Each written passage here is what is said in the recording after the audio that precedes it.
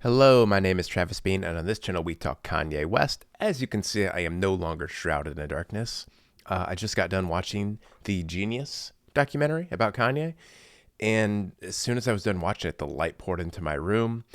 So get used to the new setup.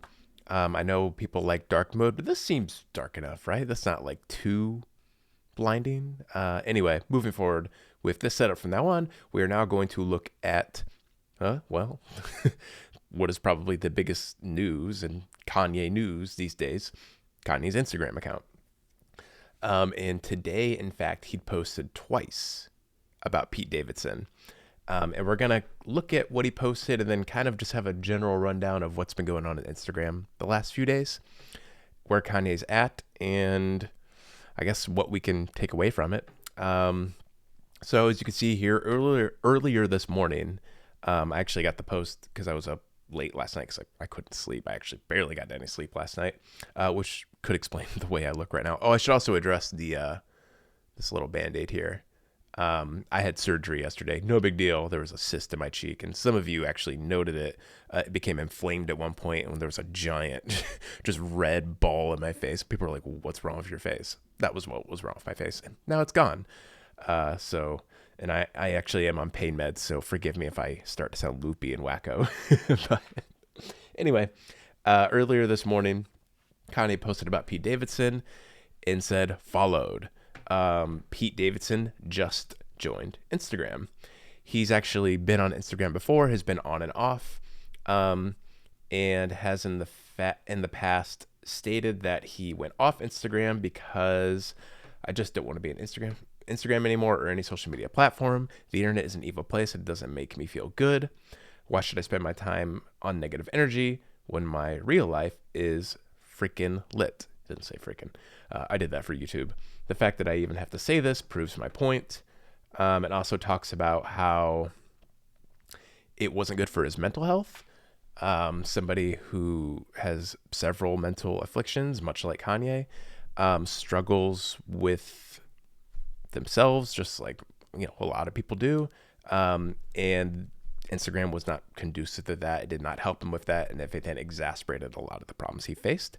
So he got off, which is interesting that he joined Instagram in a moment where Kanye is attacking him, thus followed. He is now following Pete, and Pete doesn't follow anybody besides, who is it? I believe Kim. And where's this article I had pulled up? Yeah. Follows Kim and Sebastian Stan, the Winter Soldier. So, gosh, what is this? 2018. Oh, here's a post from him back in 2018. I really don't want to be on this earth anymore. I'm doing my best to stay here for you, but I actually don't know how much longer I can last. All I've tried to do was help people. Just remember I told you so. So, again, Instagram became this place where it's common. You see it a lot. Maybe you have friends who are like this. I have had this happen to me, where you don't know how else to express these thoughts that are consuming you, and it comes out in the form of Instagram or Twitter or whatever you're using. And so it's interesting here that Pete got off Instagram and then came back on, got off Instagram because of his mental health, and came back on in a moment where Kanye is probably also having this grapple with his mental health. And we're seeing it come out in strange ways on Instagram. I should have pulled this up ahead of time, but on our Watching the Throne account on Twitter, what? Why isn't it loading? That's so weird. That's never happened before. Of all the moments for Twitter to not work. That's strange. Is it just not working? Wow. That's so random. I've never seen that before. We'll come back to that. But there's a really interesting thread about bipolar disorder and how this woman, basically, who has bipolar disorder, details how it affects her and how she often escapes to Twitter to expel her thoughts, and has these moments where she's really ramped up and lets out all of these feelings, and it causes concern amongst her friends and has severed several of her relationships over the years. Sorry, I couldn't pull it up. If I find a link, I'll insert it below in the description. But we see Kanye kind of doing that. You can go to his Instagram page right now, and he has this post of Pete Davidson, which he posted probably about an hour ago. Hi, Skeet. You got any more mental health jokes for me? Now, this is from an SNL sketch back in 2018, back when Kanye was making his presidential run. Ye was out, an album where he openly deals with his bipolar disorder and his mental health conflicts. And while Pete was really celebrated for this, saying like "Make Kanye 2006 again," a play on "Make America Great Again" from Donald Trump, this idea that the old Kanye is better than the new Kanye. A lot of people, maybe particularly people who are aware of mental health struggle in this country and people who are fans of Kanye, that this was a little tone deaf and insensitive. Kanye, just because, and this is again in the Twitter thread, I wish I could have pulled up, when people are affected by this condition, it causes us to displace those people, alienate those people, push them away, and disregard their humanity. There needs to be a balance to the way we approach people who are reacting in this manner. And we need to understand where they're coming from, why they're doing it, and think of ways we can speak with them, talk to them, and improve the situation as opposed to just like rejecting them. So Kanye is, of course, addressing that here. And it's an interesting balance we're seeing right here of these three, right?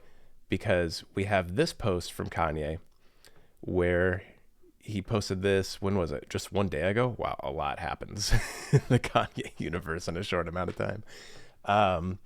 I've learned, so there were a string of Instagram posts, much like this one, that were in all caps, where Kanye was talking about Pete Davidson, was talking about Kim, wanting to save his family, calling Pete a dickhead, like all of this really confrontational, antagonistic stuff. And then Kanye deleted all that. I wrote this post. I've learned that using all caps makes people feel like I'm screaming at them. I'm working on my communication. I can benefit from a team of creative professionals, organizers, mobilizers, and community leaders. Thank everybody for supporting me. I know sharing screenshots was jarring and came off as harassing Kim. I take accountability. I'm still learning in real time. I don't have all the answers. To be a good leader is to be a good listener. So you have that, like the calm Ye, right? The Kanye that's kind of coming down from that rant up state that we often see him in, where he really lets loose. That, and in the middle here, we have Kanye from the Genius documentary. And it's just this clip, it's, if you haven't seen the documentary, you got to get on it. It's very empowering about Kanye kind of willing these wants and desires, these dreams of making it big into existence. Somebody who just believed in himself so much that he made it happen. So we kind of have like older Kanye, like having this moment of reflection, then this like middle moment where you kind of look back in the past and remember who you are, and then the present, the future, like where he's gone, and how he's unable to control himself sometimes. This is like the natural energy of Kanye, right? He's kind of a walking contradiction sometimes. And we're all, as fans of Kanye, kind of left to think about it and evaluate it and grapple with how we feel about him and how he's handling these things, and ultimately learn from it, which again is the point of this post. Kanye is somebody who will just always speak his mind no matter what. Sometimes that has negative consequences, as we saw with Kim. But it also, again, challenges us, makes us think, and it's a strange balance, right? Like, you can understand Kanye without condoning him, but at the same time, like, he needs to be held accountable, and these things need to be understood. It's a strange mix. And if you want a rundown of everything that happened with Kim and all the posts he made about her, I would check out this article from BuzzFeed News. It isn't too critical of Kanye. Like, it is generally, and maybe it should be, but it doesn't have the typical like page 6 like chastising Kanye. It's really just laying out what happened and everything he said and did, how he was posting screenshots from messages he got from Kim and how not cool that was, and how he acknowledged that it wasn't cool, but then continued to, as many people saw it, harass her.